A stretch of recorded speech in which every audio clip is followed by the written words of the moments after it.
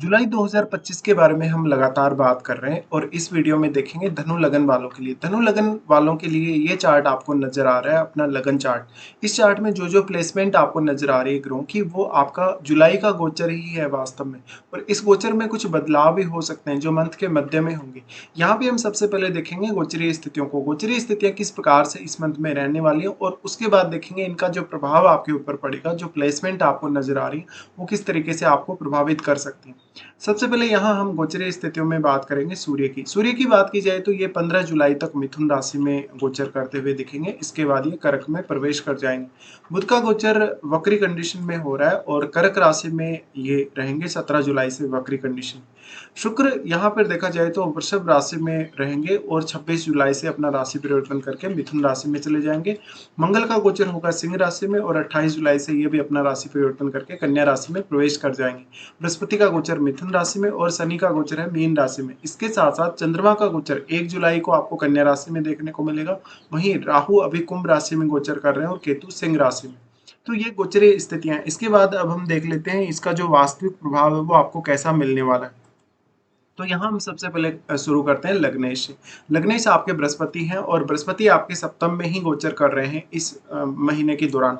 यहाँ पे देखिए अब फोर्थ लॉर्ड है वो और लग्नेश भी हैं। ऐसे में आपके पार्टनर का सहयोग आपको पूरा पूरा मिल सकता है। लेकिन यहाँ गुरु और सूर्य दोनों का ही कंजक्शन बन रहा है इस मंथ में। ये कंजक्शन आपके लिए काफी सपोर्टिव होगा, इवन आपको काफी ज्यादा लकी भी बनाएगा। यहाँ पर हो सकता है कुछ मामलों के लिए आपको पब्लिक पर या अपने पार्टनर पर डिपेंडेंसी रखनी पड़े।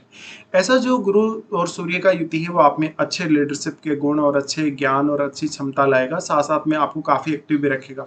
गुरु यहाँ पे फोर्थ लॉर्ड होकर बैठे हैं तो आपके पार्टनर का जो सहयोग है वो आपको डोमेस्टिक लाइफ में भी काफी ज्यादा मिल सकता है। हालांकि सूर्य यहाँ अब कितनी स्ट्रॉन्ग स्थिति में रहेंगे आपके चार्ट में, या मान लीजिए कोई अन्य ग्रह यहाँ बैठा है सप्तम में, तो उस पर भी आप विचार कर लीजिए। यहाँ पे देखा जाए तो सूर्य है वो बुध के घर में है, तो सूर्य यहाँ काफी बेहतर होंगे, लेकिन ये मैरिड लाइफ में थोड़ी बहुत समस्याएं पैदा कर सकता है।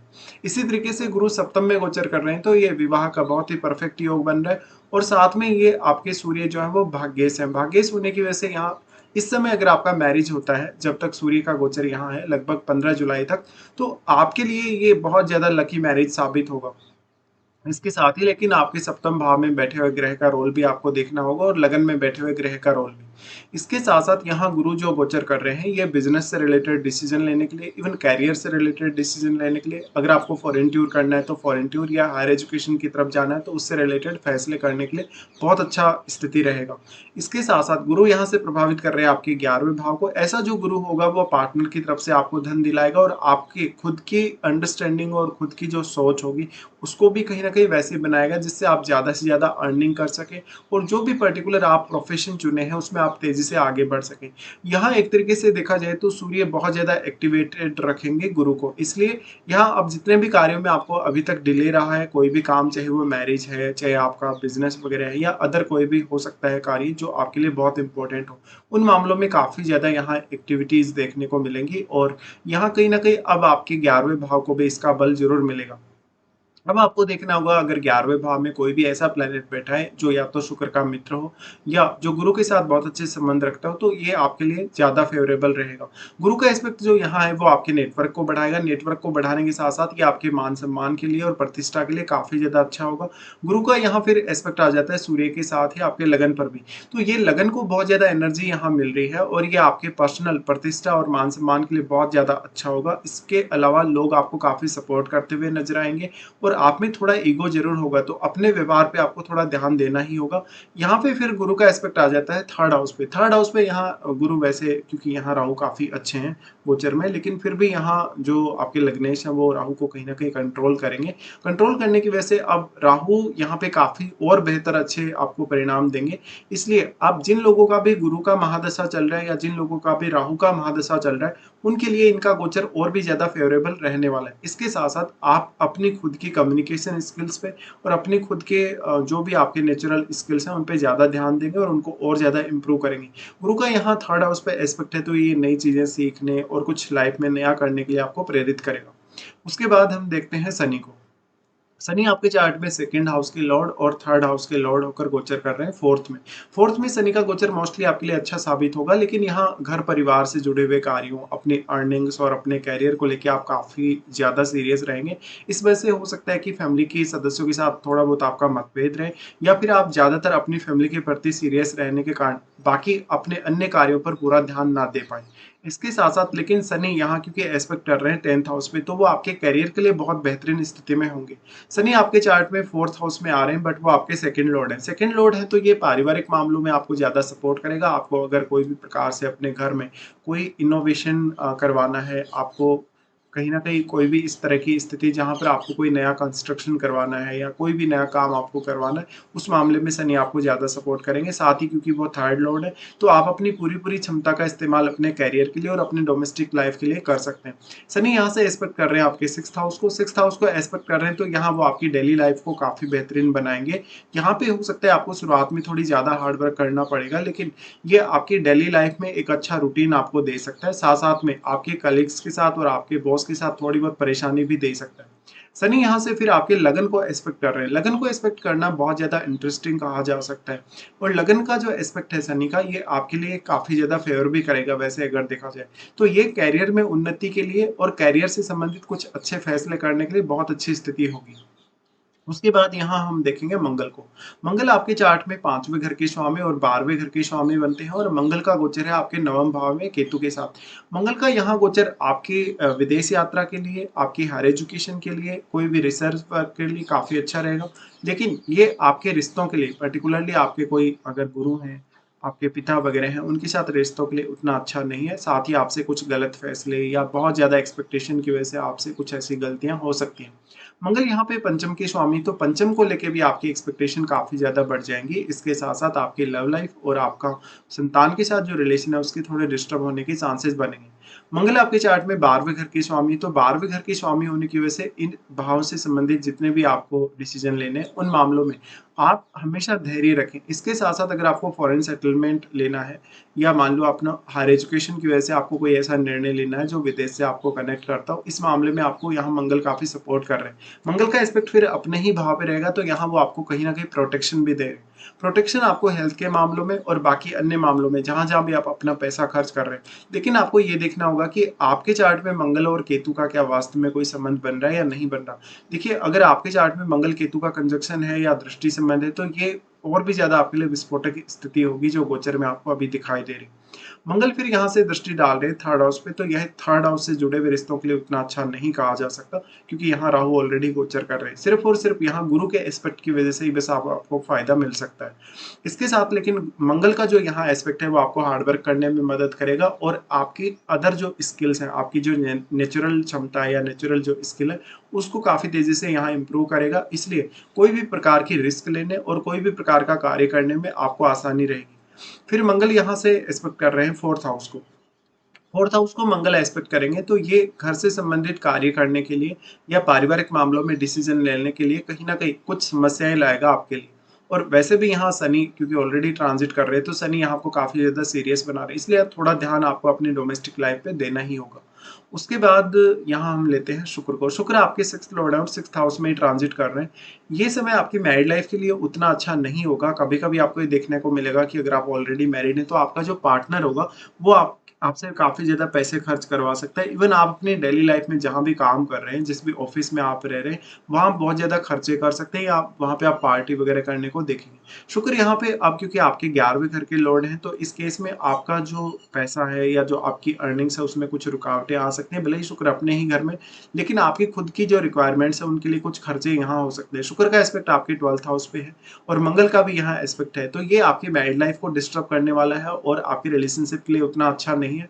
कहीं न कहीं ये हो सकता है कि पार्टनर से आप उतने ज़्यादा सैटिस्फाई नहीं है, या पार्टनर से जो आपको सपोर्ट मिल रहा है वो आपके लिए उतना पर्याप्त नहीं है। शुक्र का यहाँ पर अगर देखा जाए, तो शुक्र क्योंकि अपने घर में ज़रूर है, बट वो यहाँ पर आपको आर्थिक मामलों में सपोर्ट नहीं कर सकते। आर्थिक मामलों में हो सकता है कि आप जितना पैसा कमा रहे हैं, जितना आपको अर्निंग हो रहा है, उतना आपका खर्चा भी लगातार बढ़ रहा है। इसके साथ-साथ आपका पार्टनर हो सकता है आपसे कुछ ज़्यादा ही डिमांड करेगा आर्थिक मामलों में। शुक्र यहाँ फिर अपना राशि परिवर्तन कर लेंगे और सप्तम भाव में ही आ जाएंगे आपके। सप्तम भाव में आने के बाद यहाँ मैरिज का जो चांस बनेगा वो और भी ज्यादा प्रबल बनेगा। ये 26 जुलाई के बाद ऐसा होगा। तो इस समय आपका पार्टनर आपको ज्यादा सपोर्ट कर सकता है अगर आप ऑलरेडी मैरिड हैं, और पार्टनर से आप कुछ हद तक पैसा भी एक्सपेक्ट कर सकते हैं कि पैसे के मामले में भी आपको उनसे सपोर्ट मिलेगा। फिर यहाँ पे हम आगे बढ़ जाते हैं और बुध को देख लेते हैं। बुध आपके चार्ट में 7th लॉर्ड है और वो 10th लॉर्ड भी है, तो बुध का गोचर भी आपके लिए काफी इंपॉर्टेंट होने वाला है। बुध अब वक्री कंडीशन में रहने वाले हैं और आपके अष्टम भाव में रहने वाले। तो अब अष्टम भाव से जुड़े हुए निर्णय लेने के लिए और अष्टम भाव से रिलेटेड काम करने के लिए तो ये काफी अच्छी स्थिति होगी। बट क्योंकि यहाँ मरकरी रेट्रोग्रेड है तो आप जो भी फैसले लेंगे उनको थोड़ा सा समय देना चाहिए और कोई भी यहाँ आपको जल्दबाजी नहीं करनी चाहिए। बुध की इस स्थिति की वजह से हो सकता है आपकी मैरिड लाइफ में कुछ इश्यूज आए, आपके पार्टनर की फैमिली के साथ भी आपके रिलेशंस थोड़े प्रभावित होंगे। हो सकता है कि आप कभी कभी बहुत ज्यादा द्वैतवादी कंडीशन में रहेंगे जहां पर आपको पर्टिकुलरली कौन सा डिसीजन लेना है या कौन से फैसले पर आपको अडिग रहना है, उस मामले में थोड़ा कंफ्यूजन रहेगा। अब मान लीजिए अगर चंद्रमा अच्छी स्थिति में नहीं है आपके चार्ट में, तो यहाँ आपको ज्यादा कंफ्यूजन रहेगी। साथ में यहाँ कोई अन्य सपोर्टिव प्लैनेट आपके चार्ट में बैठा है या नहीं, ये आप जरूर चेक कर लीजिए। यहाँ बुध लेकिन आपके आर्थिक मामलों में आपको जरूर सपोर्ट करेंगे, आपके लिए कुछ ना कुछ नए इनकम सोर्सेज ये ला सकते हैं। तो बुध यहाँ स्थित होकर आपको इस हाउस का ज्यादा से ज्यादा ज्ञान करवा सकते हैं, ज्यादा से ज्यादा आपको इस हाउस से जुड़ा हुआ कम्युनिकेशन दे सकते हैं और इंटेलिजेंस दे सकते हैं। बुध यहाँ पे हैं तो वक्री कंडीशन में जब तक चल रहे हैं तब तक आपको कोई भी परफेक्ट फैसला लेने में थोड़ा सा समस्या आएगी। फिर क्योंकि बुध आपके 10th लॉर्ड है और चंद्रमा स्टार्टिंग में अगर देखा जाए इस मंथ में तो 10th हाउस में ही गोचर कर रहे हैं, इसलिए आपको यहाँ ये ध्यान रखना होगा कि अपने कैरियर से संबंधित अगर आपको कोई भी फैसला लेना है तो वहां पर आप अपना इमोशंस को उतना ज्यादा काम में ना लें, बल्कि आप ज्यादा से ज्यादा प्रैक्टिकल स्थिति के तौर पे सामने आए तो ज्यादा बेहतर कर पाएंगे। तो यहाँ पे आप अपने इंटेलिजेंस को, अपनी बुद्धिमत्ता को ज्यादा से ज्यादा काम में लीजिएगा, वो आपके लिए ज्यादा बेहतर है। बुध यहाँ पे फिर एस्पेक्ट कर रहे हैं सेकंड हाउस को, तो यहाँ आप अपनी फैमिली के साथ अपने कम्युनिकेशन को प्रॉपर रखिएगा। इसके बाद हम आगे देखते हैं चंद्रमा को। चंद्रमा आपके 8वें घर के स्वामी है और वो गोचर कर रहे हैं 10th हाउस में। 10th हाउस में इनका गोचर, ये जो गोचर है कहीं ना कहीं शुरुआत में कैरियर को लेकर कोई बहुत बड़ा फैसला लेने को दिखाता है, साथ साथ में कैरियर में कुछ उतार चढ़ाव दिखाता है शुरुआत में, या कैरियर को लेकर कुछ एंग्जाइटी इश्यूज दिखाता है।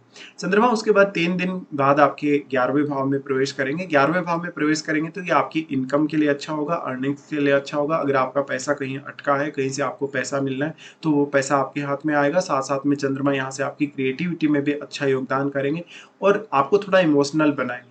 चंद्रमा उसके बाद प्रवेश करेंगे आपके 12th हाउस में, जहां चंद्रमा की स्थिति उतनी बेहतर नहीं होगी। चंद्रमा यहाँ नीच की स्थिति में आ जाएंगे तो कोई भी आपसे गलत फैसला हो सकता है या कोई बहुत बड़ा आपका पैसे का नुकसान हो सकता है। ये स्थिति लगभग आपको देखने को मिलेगी 7 और 8 तारीख के आसपास। उसके बाद हम देखते हैं सूर्य को। सूर्य आपके नवम घर के स्वामी है। नवम घर के स्वामी होने के साथ साथ सूर्य का जो गोचर होगा स्टार्टिंग में लगभग 15 जुलाई तक की स्थितियों में सूर्य देखने को मिलेंगे सप्तम में। सप्तम में सूर्य आपके लिए इंडिविजुअली काफी ज्यादा बेहतर काम करेगा और ये आपके मान सम्मान के लिए तो अच्छा है ही वास्तव में, लेकिन ये आपकी रेपुटेशन और अन्य लोगों के साथ आपका कॉन्टेक्ट बढ़ाएगा और आपको काफी भाग्यशाली भी बनाएगा। इस समय अगर आप अपने पार्टनर से जितना ज्यादा सहयोग लेते हैं उतना ही आपके लिए सूर्य यहाँ फेवर करेंगे। अब यहाँ लगभग 15 जुलाई तक की स्थितियों में सूर्य रहने वाले हैं, तो आप नवम भाव से संबंधित अगर कोई डिसीजन लेना चाहें तो 15 जुलाई तक अगर आप वो फैसला कर लेते हैं तो ज्यादा अच्छा रह सकता है। सूर्य उसके बाद प्रवेश करेंगे अष्टम में। अष्टम में सूर्य के प्रवेश के बाद आपको ज्यादा बेहतर रहेगा, यहाँ बुध से संबंधित रिजल्ट्स और ज्यादा अच्छे हो जाएंगे और सूर्य के यहाँ प्रवेश करने की वजह से सूर्य का जो फायर पावर है वो आपको अष्टम भाव में देखने को मिलेगा। इससे पार्टनर की फैमिली के साथ थोड़े से रिलेशन खराब होने की संभावना जरूर बनेगी, लेकिन ऐसा सूर्य आपके लिए कहीं ना कहीं अष्टम भाव के थ्रू बहुत ज्यादा लक ला सकता है। आपकी लाइफ में आर्थिक रूप से कोई बहुत बड़ा सपोर्ट दिखा सकता है। यहाँ अष्टम भाव में सूर्य के स्थित होते हुए ये अपना प्रभाव डालेंगे आपके सेकंड हाउस पर। सेकंड हाउस पर इनका प्रभाव होने से कहीं ना कहीं आपकी वाणी को ऐसा सूर्य काफी ज्यादा इफेक्टिव बना सकता है, जिससे आपसे दूसरे लोगों को काम करवाना बहुत ईजी रह सकता है। इसके साथ साथ आपके कम्युनिकेशन में भी सूर्य काफी ज्यादा परफेक्ट योगदान दे सकते हैं। तो इस तरीके से आपको देखना होगा और यहाँ पर हम आगे बढ़ते हैं, देख लेते हैं राहु और केतु के गोचर को। राहु अभी आए हैं 3rd हाउस में कुछ समय पहले ही और राहु का गोचर आपके लिए बहुत ही ज्यादा फेवरेबल होने वाला है। अब ये गोचर और भी ज्यादा आपको फेवर कर सकता है अगर आपको राहु की महादशा चल रही है या इवन शनि की भी अगर किसी को महादशा चल रही है तो भी। ऐसे में आप यहाँ राहु के साथ कोई भी प्लेनेट जो आपके जन्म के समय का आपके 3rd हाउस में बैठा है उसको जरूर देखिए, और उसकी अगर महादशा चल रही है तो वो अगर राहु का मित्र ग्रह है तो आपके लिए और भी ज्यादा फेवर करेगा। अब राहु यहाँ है तो आपके लिए लाइफ में फैसले लेने के लिए ये बहुत अच्छी स्थिति होगी, साथ ही अपने करियर के लिए और लाइफ में कुछ बहुत स्पेशल करने के लिए ये काफ़ी बेहतरीन कंडीशन है। राहु यहाँ से एस्पेक्ट कर रहे हैं सप्तम भाव को, सप्तम भाव का एस्पेक्ट कर रहे हैं, तो राहु अपना बहुत ज़्यादा यहाँ प्रभाव दिखाएंगे। हालांकि यहाँ गुरु का एस्पेक्ट है राहु पर ऑलरेडी, तो राहु यहाँ उतना ज़्यादा आपको डिस्टर्ब नहीं कर सकते। ये आपके बिजनेस वाइज और आपके रिलेशनशिप वाइज काफ़ी ज़्यादा बेहतर स्थिति रहेगी। बस पार्टनर के साथ थोड़े बहुत मतभेद होने के चांसेस बढ़ जाएंगे और थोड़ा सा आपके पार्टनर में और आप में ईगो भी ज़्यादा बढ़ जाएगा। राहु का एस्पेक्ट जो आपके नवम भाव पे है, ये आपको हायर एजुकेशन में, लॉन्ग डिस्टेंस टूर में काफ़ी मदद करेगा। अगर आपको फॉरेन टूर करना है या इवन फॉरेन में सेटल होना है तो यहाँ राहु आपको काफ़ी सपोर्ट कर रहे हैं। इसके साथ ही फिर राहु का एस्पेक्ट है आपके 11th पे। 11th पे अब क्योंकि जुपिटर का भी एस्पेक्ट है तो यहाँ अर्निंग्स को लेके ये मंथ बहुत ही ज़्यादा इंपॉर्टेंट है आपके लिए। केतु का गोचर हो रहा है नवम में। नवम में केतु का जो गोचर होगा वो ज़्यादातर आपके ज्ञान को बढ़ाने के लिए, आपके सिक्स सेंस को बढ़ाने के लिए और आपकी विचारधारा को चेंज करने में बड़ा योगदान लाएगा। साथ में यहाँ मंगल भी है, तो मंगल होने से यहाँ कुछ रिश्तों के बिगड़ने की संभावनाएं बढ़ जाती है और संतान के प्रति और अपनी लव लाइफ के प्रति जो आपकी एक्सपेक्टेशन है वो भी यहाँ पूरी नहीं हो पाएंगी। तो यहाँ इस तरीके से आपको देखना होगा। अब हम देख लेते हैं कौन कौन से अच्छे दिन आपके लिए इस मंथ में रहने वाले और कौन कौन से आपके लिए कुछ खराब दिन भी इस मंथ में रहने वाले।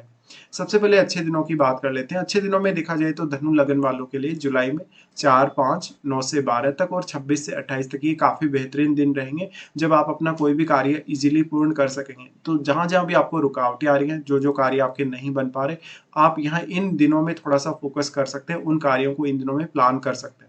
उसके बाद देख लेते हैं कौन कौन से ऐसे दिन हैं जो आपको थोड़ा डिस्टर्ब कर सकते हैं। चंद्रमा का गोचर जब आपके 6th हाउस में होगा तो 20 और 21 को ये स्थिति बनेगी। 20 और 21 को कहीं ना कहीं आपकी डेली लाइफ डिस्टर्ब रह सकती है, आपको काफ़ी स्ट्रेस और एंग्जाइटी रह सकती है। आपसे अपने रूटीन वर्क को लेके या अपने अन्य किसी भी कार्य को लेके कुछ गलत फैसले हो सकते हैं और आपको पैसे का नुकसान भी यहाँ हो सकता है।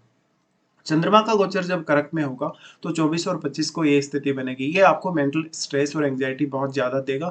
24 और 25 को आपको कहीं से आर्थिक लाभ मिलने की संभावना भी बढ़ जाएगी। चंद्रमा का गोचर जो स्कॉर्पियो में हो रहा है 6 से 8 तारीख तक, ये आपके लिए ज़्यादातर एंग्जाइटी इश्यूज लाएगा और ओवर थिंकिंग के इश्यूज लाएगा। इस दौरान आपकी हेल्थ को लेकर भी आपको बहुत ज़्यादा ध्यान रखना चाहिए। तो ये कुछ आपके लिए खराब दिन है जहाँ पर आपको ध्यान देना होगा। फिलहाल हम पूरा वीडियो में डिस्कस कर चुके हैं। फिलहाल आपको वीडियो देखने के लिए धन्यवाद।